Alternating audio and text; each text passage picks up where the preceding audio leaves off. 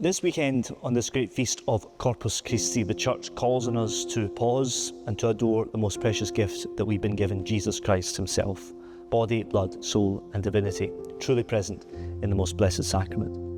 And here on this altar, as in all our altars in our churches, here the same Jesus who took flesh in the womb of the Virgin Mary, the same Jesus who died for our salvation and who rose in glory, humbles himself again and again to feed us with his own body and blood.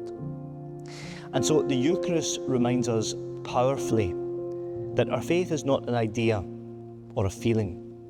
Our faith is about an encounter with a real living person, God made incarnate in human flesh like us. And it tells us something profound about how much God loves the human body. He took on a body for himself. He redeemed us through his body. He was born and lived and suffered and died in a body. And he remains with us sacramentally in his precious body and blood, Holy Communion. And because of this truth, we as Catholics are called to be defenders of the sacredness of the human body and of all human life, from the first moment of conception to natural death. And this position, our pro-life position, it's rooted in the immeasurable dignity God gave to the human body. We reflect the life of God himself. And this essential truth is needed to be heard now more than ever. In these past few days, I'm sure we've all seen the political decisions that have been made in the Parliament in Westminster. Firstly, the Parliament has decriminalised abortion up to birth, a decision which disregards the humanity of the unborn child, the weakest, the most voiceless among us. And it renders the current 24-week abortion limit useless, really, because it removes any criminal penalty from those who abort a fully gestated baby right up to the moment of birth, even at 40 weeks. It effectively removes an unborn child's right to legal protections under the law. And then only on Friday, Parliament voted to progress the legislation of assisted dying in England and Wales, opening the door to doctor-assisted suicide. So now human beings can be treated as disposable when they become frail or burdensome. It's very likely that people will now get less palliative care at the end of life when they need more care and more love. And in all this, what we see is a chilling response to the most difficult human and moral questions. The answer that's being proposed is to kill. How do we make it easier to end lives which are inconvenient or considered burdensome? As one politician put it only a few days ago, our national parliament reeks of death these days. And all this should worry us greatly.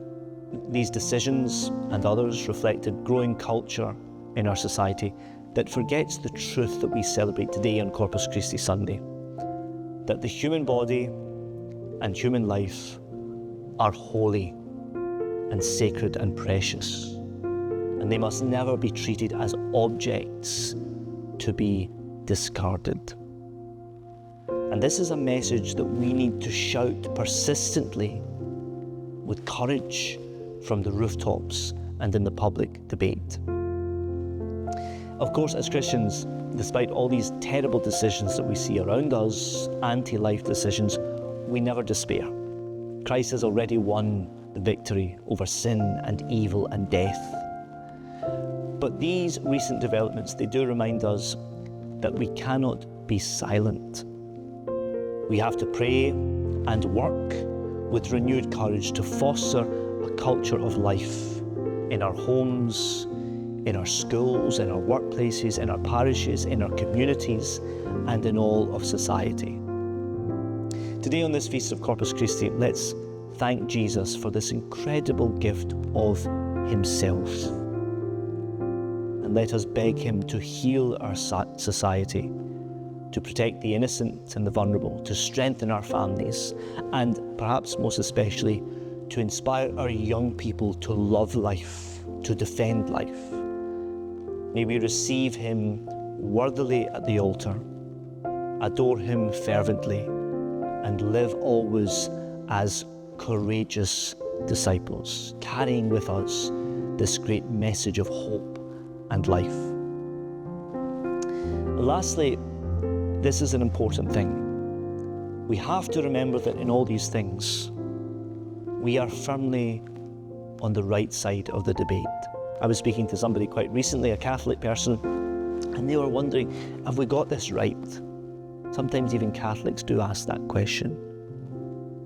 It is 100% right to be pro-life in all things. It's what God expects of us, even when it's difficult. I read a quote only yesterday from a Christian pastor, not a Catholic man, a Christian pastor. And this is what he said to encourage all of us in this great battle for life. He said, in 100 years' time, if Christians are known as a strange group of people who don't kill their children and don't kill the elderly, we will have done a great thing. So be remembered for being on the right side of history and defend the cause of life. God bless.